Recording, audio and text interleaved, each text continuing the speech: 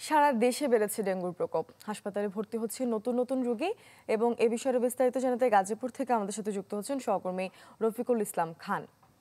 রফিক, মূর্ছনা গেল ২৪ ঘন্টায় ১২ জন সহ গাজীপুরের শহীদ তাজউদ্দিন আহমদ মেডিকেল কলেজ হাসপাতালে এই মুহূর্তে কিন্তু ৪৬ জন রোগী ভর্তি আছে। প্রতিদিনই কিন্তু রোগীর সংখ্যা বাড়ছে। যে সংখ্যাটি বলছি আপনাকে সেটি শুধু সরকারি হাসপাতালের হিসেব অনুযায়ী, এর বাইরেও কিন্তু যে সমস্ত হাসপাতাল অথবা ক্লিনিকে রোগী শনাক্ত হচ্ছে সেই হিসেবটি কিন্তু আসলে সরকারের কাছে নেই, অর্থাৎ যে সিভিল সার্জন অফিস রয়েছে সেখানে নেই।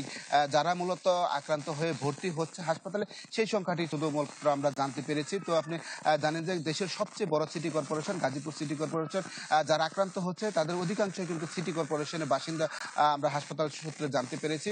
তো যারা আক্রান্ত হচ্ছে তাদের সাথে আমাদের কথা হয়েছে, তারা যেটি বলছেন এবছর আসলে এখন পর্যন্ত গেল ২ মাসে কিন্তু তারা ডেঙ্গু অর্থাৎ মশা নিধনের কোনো ওষুধ তারা দেখতে পাননি, এবং যে সমস্ত কাউন্সিলর ছিল আগে তাদের সাথেও যোগাযোগ করেছে।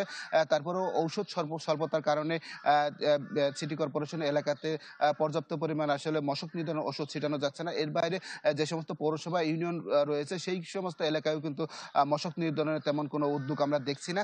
আর এই কারণে কিন্তু আক্রান্তের সংখ্যা বাড়ছে। আমরা সিটি কর্পোরেশনের ভারপ্রাপ্ত যিনি মেয়র রয়েছে, প্রশাসক রয়েছে, তার সাথেও কথা বলেছি। তিনি যেটি বলছেন আসলে তাদের সাধ্যমতো চেষ্টা করছেন যে সমস্ত এলাকাতে তারা আগে আসলে মশক নিধন করছেন। তবে আসলে যে পরিমাণ আছে সেটি কিন্তু একেবারে অপ্রতুল।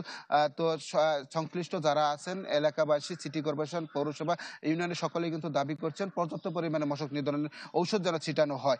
তো এখন পর্যন্ত দেখার বিষয় আসলে কতটুকু সেটি কার্যকর হয়, এটি দেখার বিষয়। এখন পর্যন্ত এই ছিল সর্বশেষ খবর।